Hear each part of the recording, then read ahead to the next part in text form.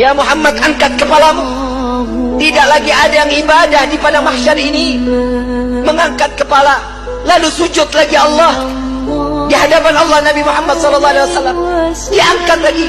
Wahai kekasihku, angkat kepalamu. Sudah tidak ada lagi yang ibadah dia di padang mahsyar ini. Tetap Nabi mengangkat kepala lalu sujud lagi kepada Allah. Sampai terakhir, apa yang kau inginkan wahai kekasihku? Ya Allah, selesaikan siksaan padang mahsyar. Biarkan mereka, masukkan mereka ke mizan penimbangan amal baik amal buruk mereka.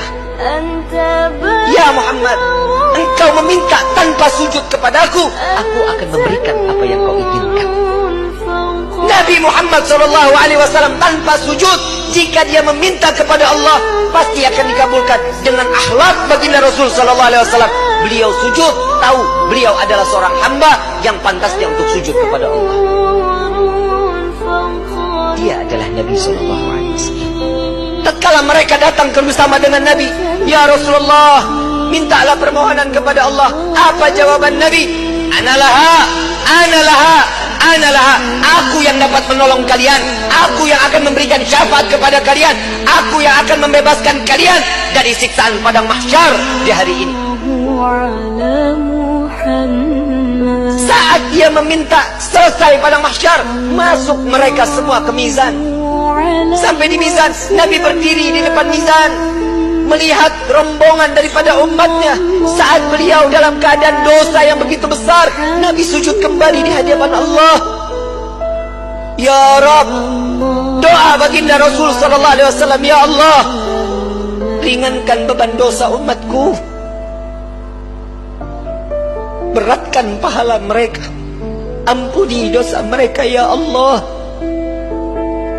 Kita berbuat dosa di atas bumi Allah. Nabi yang terus menerus, sampai di mizan pun Nabi sujud kepada Allah agar kita diselamatkan, dibebaskan, agar masuknya kita ke dalam syurganya Allah.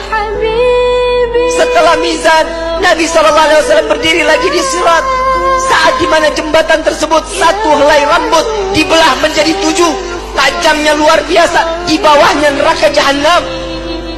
Nabi menunggu sampai ada umat yang ingin tergelincir, dipegang oleh Nabi, dituntun sampai di ujung daripada jembatan tersebut. Nabi menjaga umat sampai saat di dalam surga kelak, Nabi berdiri di depan pintu surga, tidak masuk ke dalam pintu surga, menunggu satu persatu agar masuk, mereka dimasuk ke dalam surga. Sampai di dalam riwayat Siti Fatimah bertanya, ya Rasulullah, untuk apa kau berdiri di depan pintu surga? Aku menunggu umatku. Jika satu yang tertinggal belum masuk ke dalam surga, maka aku tidak akan pernah masuk ke dalam surganya Allah. Huwa Muhammad, dia adalah Sayyiduna Muhammad. Sampai di dalam satu riwayat lain, Rasulullah izin kepada Allah melihat daripada daftarnya, umat satunya belum masuk ke dalam surganya Allah. Nabi berbincang kepada Allah, ya Rabb, izinkan Muhammad untuk memeriksa neraka. Sampai beliau masuk ke dalam neraka, mencari umatnya, lalu setelah itu diambil, lalu dibawa masuk ke dalam surganya Allah. Dia adalah Sayyiduna Muhammad. Dia adalah pemimpin kalian. Dia adalah Nabi kalian. Dia adalah Rasul kalian. Tidakkah kalian malu tatkala kalian berbuat dosa di hadapan Allah? Sampai kapan hidup kita selalu tutup mata di dalam kemaksiatan kepada Allah?